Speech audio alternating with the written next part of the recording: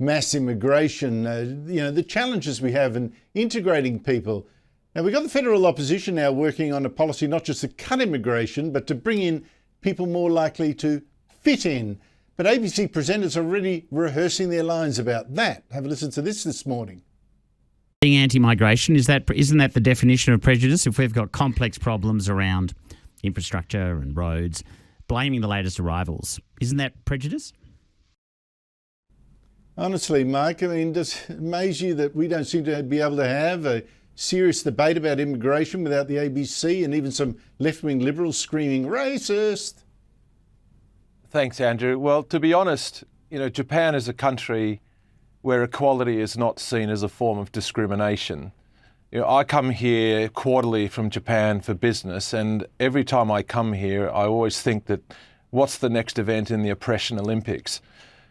In Japan, Japan is proud to be Japan. Japanese people are proud to be Japanese. We have a new Prime Minister, and our media was more interested that she wasn't playing up to the fact that she was the first female Prime Minister, other than the fact she was actually extremely popular in her own right. She has a net popularity rating in the high 60s, early 70s, which is pretty much unheard of amongst Japanese prime ministers because she is adopting a Japan first policy. They have a declining population, but they believe that the quality of the immigration they get in is the most important thing, not the quantity. So we are seeing a huge sea shift.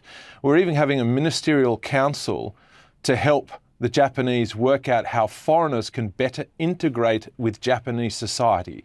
It is not that the Japanese want to fit in with new migrants. They want the new migrants to fit in with Japan. And I think that that is a very successful model. They're 97% Japanese. Travel is at record levels. We're going to have 40 million visitors to Japan this year.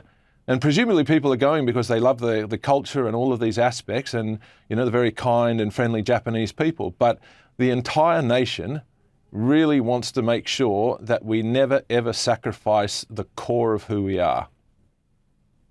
Isn't it strange, Mia? Like Japan's got just 3% of Japanese born overseas.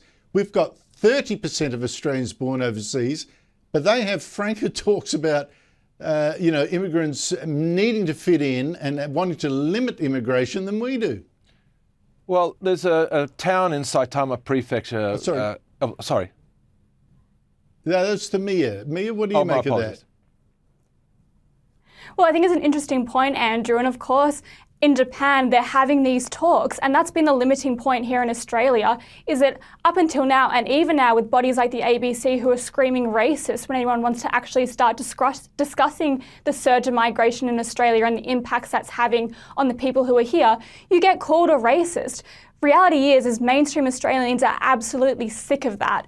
We did some polling at the IPA and we found that 70% of Australians thought that migration needed to be paused until social infrastructure and economic infrastructure could catch up.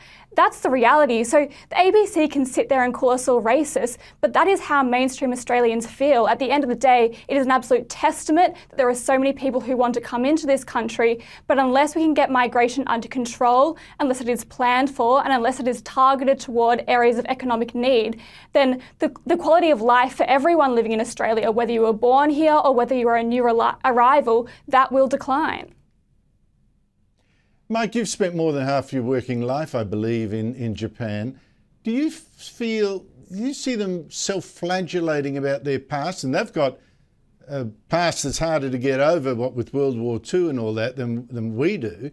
Do you see them flagellating themselves as much as we do and calling each other racist or even daring to suggest that foreigners should fit in?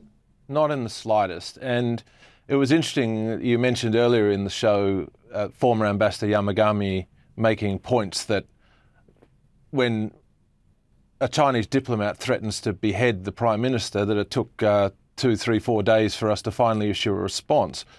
But all that did is galvanise the Japanese people to rally even harder behind Prime Minister Takaichi because they believe they're so proud of their nation, their history. Of course, they have some troubles, but at the same time, if you go to Japan, they are one of the loveliest people you can possibly imagine. Words like omotenashi, which means kindness, or moyari, which means to help out your fellow neighbours and so on. That's basically the core of the culture, and that's why I think so many people enjoy going there. We're actually having a over-tourism backlash in Japan because more and more tourists are deciding to do ridiculous TikTok videos aboard subway trains, singing and carrying on like buffoons. We even had a situation where the Australian Embassy had to issue a letter to visitors to make sure that during the Obon season, where people go to clean the graves of their ancestors and put ceremonial beer or wine or chips or whatever it is on top of the gravestones, we had Aussie tourists stealing the beers off the top of these sorts of things. And this is where the culture... Sake, Mike. But this is exactly where the Japanese are now with tourism. It's like even we want our tourists to fit in when they come and visit. We don't have a problem with tourists coming in. Stuff. But, this is the sort of people we're having. There's a life lesson for Australians, particularly the ones that were arrested in Bali with that porn star. I mean, God, how embarrassing we are in Bali. Mia Schlicht, Mike Newman, thank you so much to you both.